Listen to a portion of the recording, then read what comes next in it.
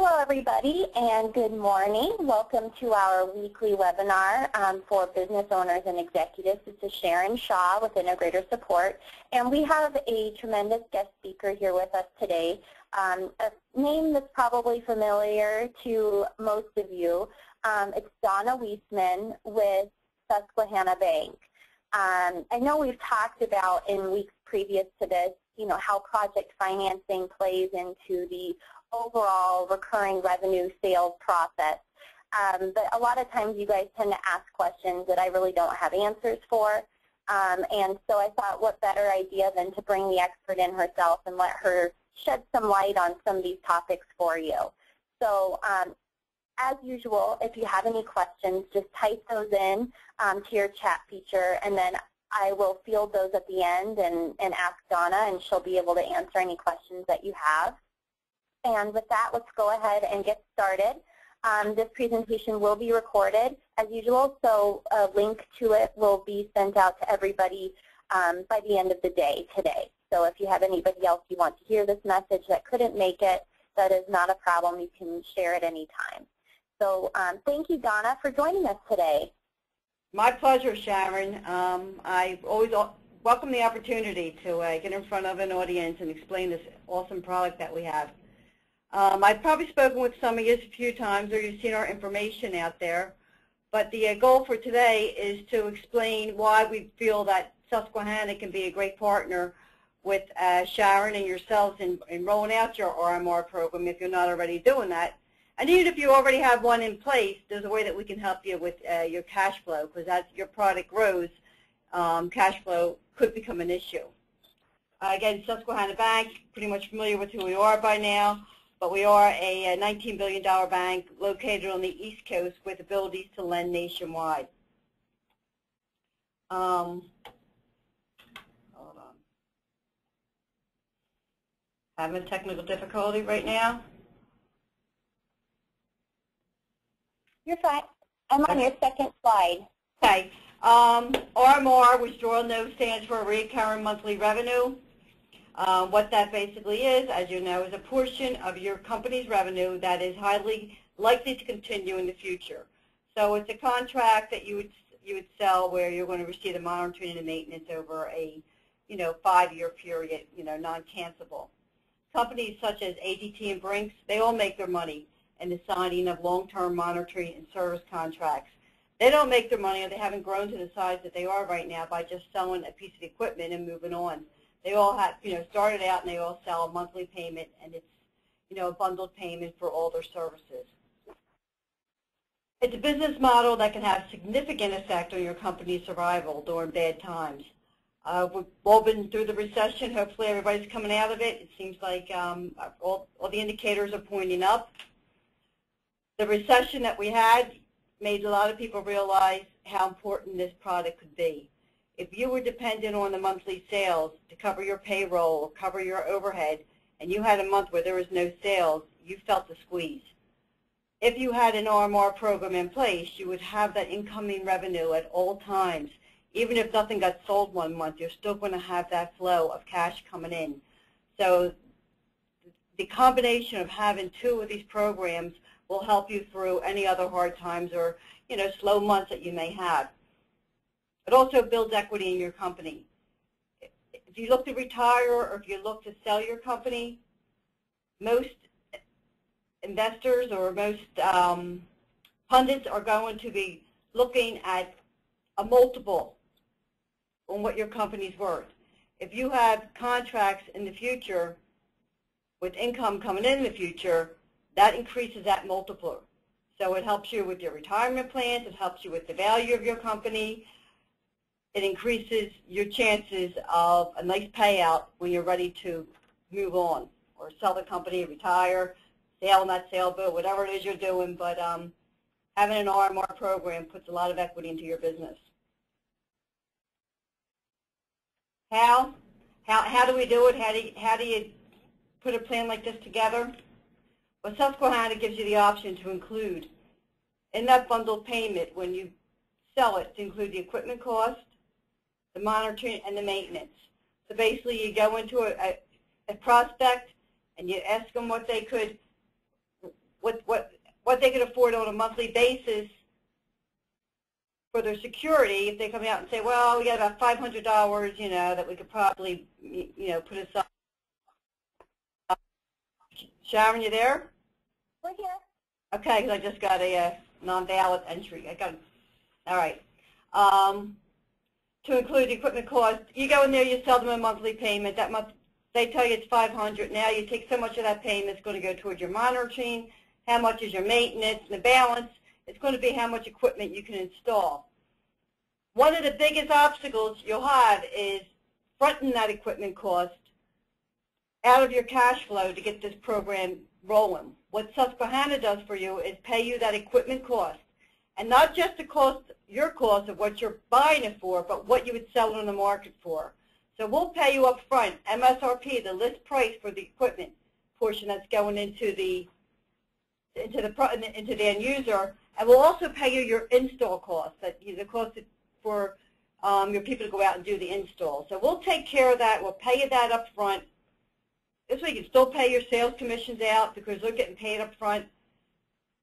And we'll, on a monthly basis, we'll bill your customer our equipment rental, your monitoring, and your maintenance. The customer will get our bill, Susquehanna bill, and we can make that invoice co-branded with your name on it too, to keep your name in front of them, because that's one of the advantages, obviously, of RMR, is having your name in front of them on a monthly basis. And we'll bill it, we'll collect it. Once the payment comes in, we take our portion for the equipment rental, and we pay back to you the monitoring and the maintenance. So the customer is not getting two separate invoices, one for the equipment and one for monitor maintenance, a true bundled payment, one invoice, one payment, and everything is seamless to the customer. Documentation. We've been working on this program with Sharon and PSA and other integrators over the last 2 years, and one of the biggest obstacles that we've been hearing over and over again is that the customers or the end users are not willing to sign a Susquehanna contract that looks like a lease or looks like a loan, because then it's not really a rental. They're buying the equipment, and it kind of contradicts the concept of rental or selling a service. So we put together, we've been working on for the last several months, rental programs or rental contracts.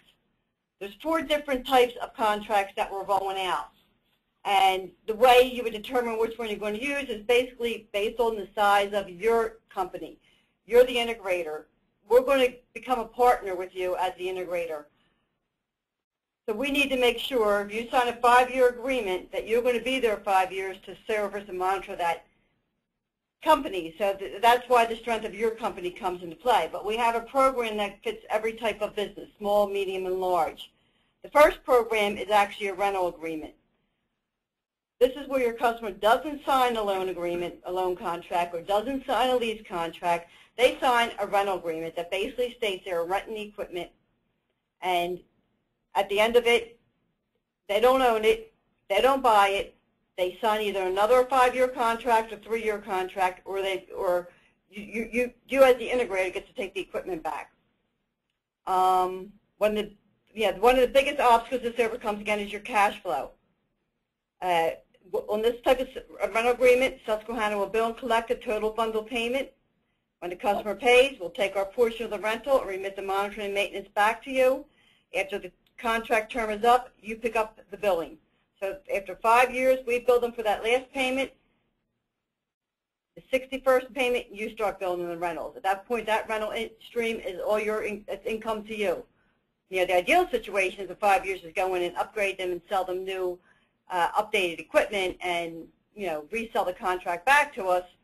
But, if they don't, let's say they're happy with the way it is, you get to pick up that rental stream at that point.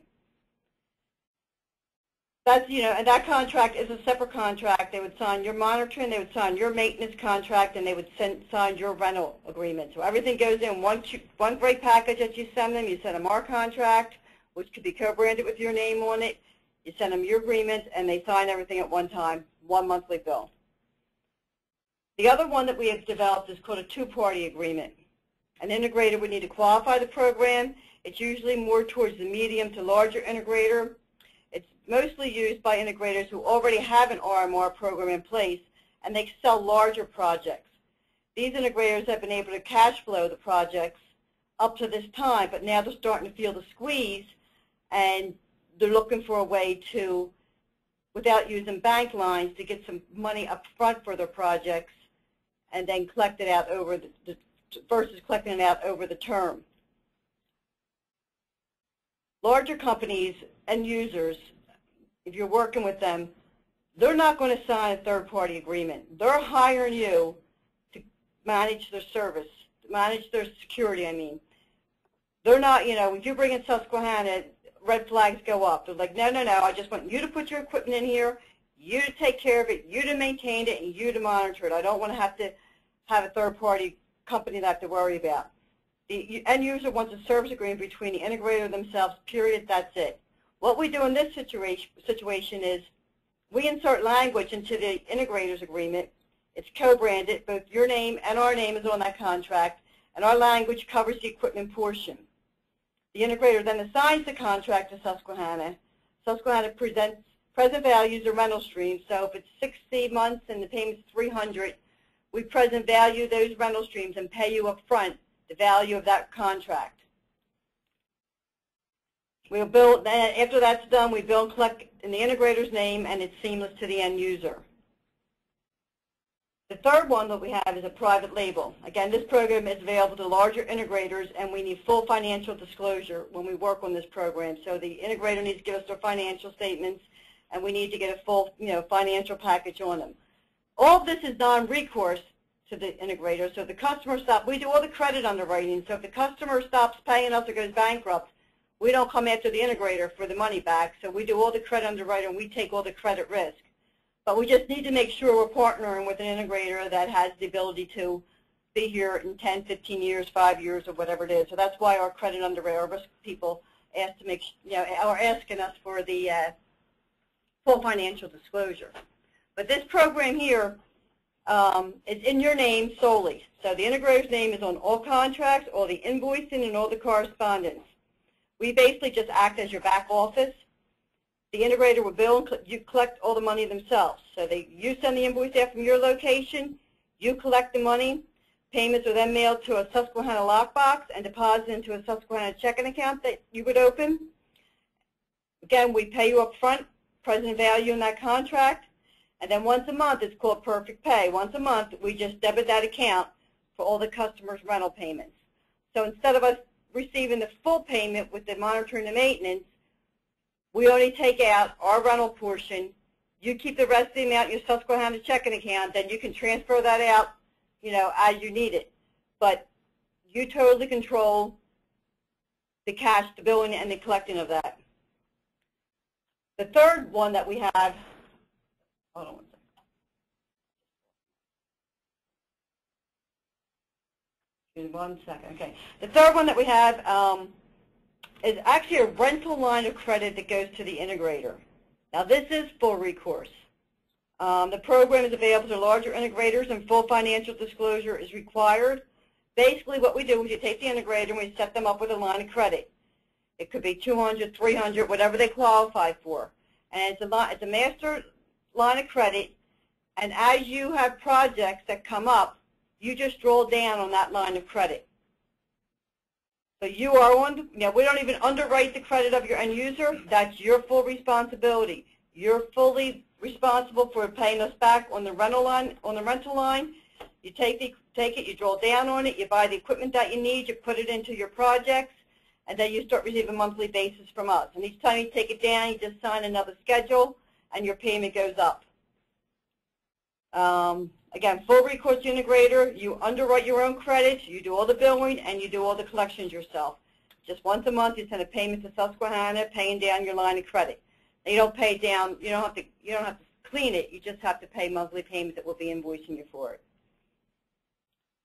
Some notes: the hardware cost paid to integrators is MSRP, so you're getting your profit up front too, and it does include all your labor and install costs, so that's not a drain on your cash flow.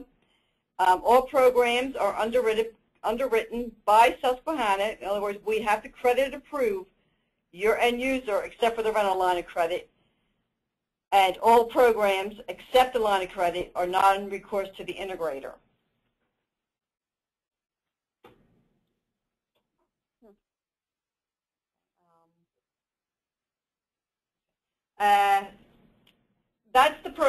That's the new rental programs, which honestly, you're the first audience that we've rolled it out to. We do plan on rolling it out, over the next few months to all the integrators. You're presenting it at PSA Tech. It's an RMR, or some people are calling it the SAS program, which is physical security as a service, because that's where the whole industry is going, including other industries, to the cloud. So it's basically security as a service, and the only way to be able to present this plan, stay up with your competition, is to have these tools that you can work with. It seems like a lot to comprehend right now because I'm doing it in a 20-minute session, and I'll be more than happy to talk to each one of you to go over everyone in detail. After the call, I'm sure always have my contact information. If not, Sharon does have that. But it does work. You can make this transition. The shift in the business model is dawning, but it is achievable. I mean, having your customers on a recurring revenue model in 6 months may seem like an impossible task, but it has been implemented successfully. So it can be done. Even if you take half your sales force and tell them they're going to start selling a bundled payment, a monthly option, and let the other ones still sell. If you're afraid to make the whole switch over and sell projects, and then merge the two together at one time, but it does work. You can double or triple your company's valuation within reach for many companies. It's within your reach. But how do you do it? Number one, you have to make it a priority. I know we've been talking about it, and Sharon's been talking about it, and everyone loves the idea and they know the benefits of it, but if you don't put that on your priority list to work on every day, it's not going to happen. It also needs to be mandated from the top. So executive management has to buy into it, and it's not an option. The salespeople can't say, no, I don't want to do it. It needs to be mandated from you or from the top and pushed down. You need to build your monitoring base. Sharon's there for you to help with that, but you need to start looking at companies that need monitoring services and solicit those companies. So you might have to change the list that you're buying, or the people that you're prospecting. Look for the people that definitely need monitoring. And you need to start each sale with a monthly payment solution versus going in and starting to cost, quote, $30,000, $40,000 for a project. Start going in, as you're talking to them, you need to start with that monthly payment and sell them on the idea of a monthly payment. Basically, that's it. It's a lot in 20 minutes, but it's a new program. Well, not a new program. The program's been out there, but the new rental aspect of it is new, and I think it's going to fill a need that we've had out there for getting this off the ground. No, this is great, Donna, and I'm just going to kind of mirror, I guess, some of what you just said. I was at one of our trade show events at TechSec a few weeks ago, and I remember hearing, sort of a naysayer in the crowd, I guess you could say, about just these services sort of in general. And part of it was technology that he was referring to, but a lot of it came down to the challenge he had selling an upfront investment in all of the equipment and then trying to sell the monitoring and the maintenance on top of that. Now, maintenance is easier, right, because, at least, it goes along with what you're selling. But monitoring, in a lot of cases, people think it's sort of an add-on. And when you position monitoring in your solution where you pay this and you get all of these features, and it's just part of what we offer. And you just you have to almost just scrap your old way of doing things. But it works, and the customers are a lot less concerned with being, upsold on something that they don't really need. When it's all part of that, physical security as a service program, it's a lot easier to position it when you have this monthly payment solution. A couple of questions, Donna, that came up. I think you addressed this when you talked about the 4 different types, but in general, is the agreement going to be in the integrator's name or the customer's? Whose credit are you checking, and whose name is actually tied to the contract? The end user, the customer, is tied to the contract. We're going to credit underwrite the customer and make sure they pass all of our credit tiers.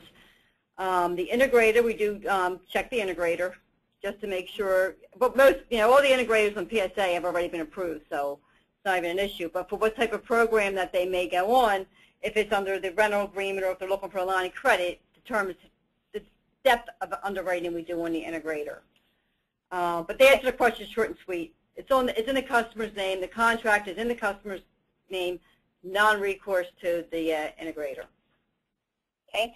And as far as the end of the term, you were talking about how, typically what we want to do is continue to sell more stuff to the end user, right? So if you have a 5-year agreement, you get to 4.5 years, and you want to try to add cameras or update the software or do something to enhance what they have, and then they can continue with that regular payment schedule and sort of, I guess, refinance the program. But Donna, if the integrator chooses to take over the payments at the end of the term, like you described, have you ever had any customers that were concerned about that, any end users, or is that something that you recommend the integrators talk to the end users about up front, that this is what to expect after 5 years? Or, how do you, it kind of seems like a delicate situation there. Do you have any recommendations for that? To be honest with you, most of we're just now having some contracts come up to that because we started this program about 5 years ago. So it's interesting because and actually it was in telecommunications, and that program is just now starting to see some contracts come to full term. And basically what happens at that point is we're giving termination reports to this integrator, and they know everyone who's going to expire within the next 6 months. What they do is they send their salespeople out to those customers immediately to go in, number one, to try to sell them a new phone system, go in and try to upgrade them or, replace them, and try to get them. And the idea is you have to now sign a new contract because your contract is ending. 5 years is up. So a salesman has to go out and get another 5-year contract or 2-year, or maybe they're going to go in a year-to-year contract, but they have to go out and get something signed. So at that point, they're telling the customer your contract's, the rental contract is up, in 3 months.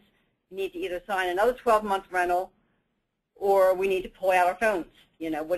Customer, what are you going to do? And at that point, they're explaining to them, okay, once your contract ends, you will now be receiving bills from, and then they tell them, their company name. So it's pretty much, the customer's being told at the end, because a salesman better be out there before it terminates. Yes, if that makes sense. And Donna, you guys remind the integrators, right?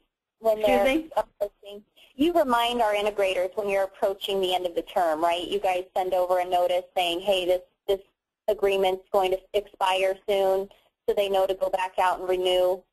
Absolutely. What we do is we send them a termination reports on a quarterly basis, and it'll list all the customers due to terminate in the next 6 months.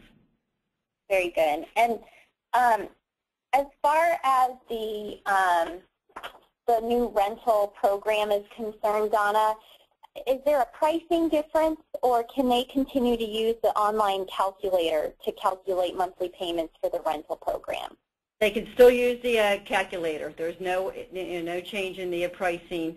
And so, for that calculator, if there ever is a change in pricing, we just change it here, and your calculator still works. So it's not like you would ever have to get a new calculator. Okay. And we would send a notice out that pricing changed, but you would still use the same calculator. Okay. Well, that's easy enough. And for those of you who maybe have never used that before, feel free to send me an email and request that link. Basically, it's in your price book for our monitoring fees, so you should have it. But if you don't, just shoot us an email, and we'll respond with that link. And it's a really nice tool because it just asks for very basic information, what's the total principal amount of the project, and you can just calculate what that monthly payment is. And it just makes it real easy to go out and quote your customers, and knowing that you've got, obviously subject to final approval, right? But in general, it gives them a feel for what the budget would look like to make that happen. No, this is great, Donna. I look forward to our next session. Is there anything else you wanted to add before we wrap up with this group? Just that, Scott and I both will be at PSA Tech, and we're going to have information and brochures on these agreements, and we hope everybody's attending PSA Tech, and we'll be there to meet with you. So if you want to have a one-on-one, please send me an email, and we'll set up an appointment. Great. Are you going to ISC West as well, Donna? Yes, I will be there. Okay, so anybody good. attending there, I'll be at the PSA booth. Exactly. Visit the PSA Security Network booth, and you can see Donna face to face and get to know her. And I'll tell you guys that firsthand, I've got integrators using this program, and it's awesome. It's making a world of difference, not just from the sales standpoint, but for the customers. They're able to afford better security because they have more money to do what they need to with it. So thanks, Donna, for your time today. And in the sales call today, folks, we'll be talking about more of the how does it work from a sales aspect. How do you actually go about, positioning this program to the clients? What questions should the sales team ask and things like that. So thanks for all of your time. We know how valuable it is. And we'll talk with you again at the latest next week. Thanks, Donna. Great, thanks.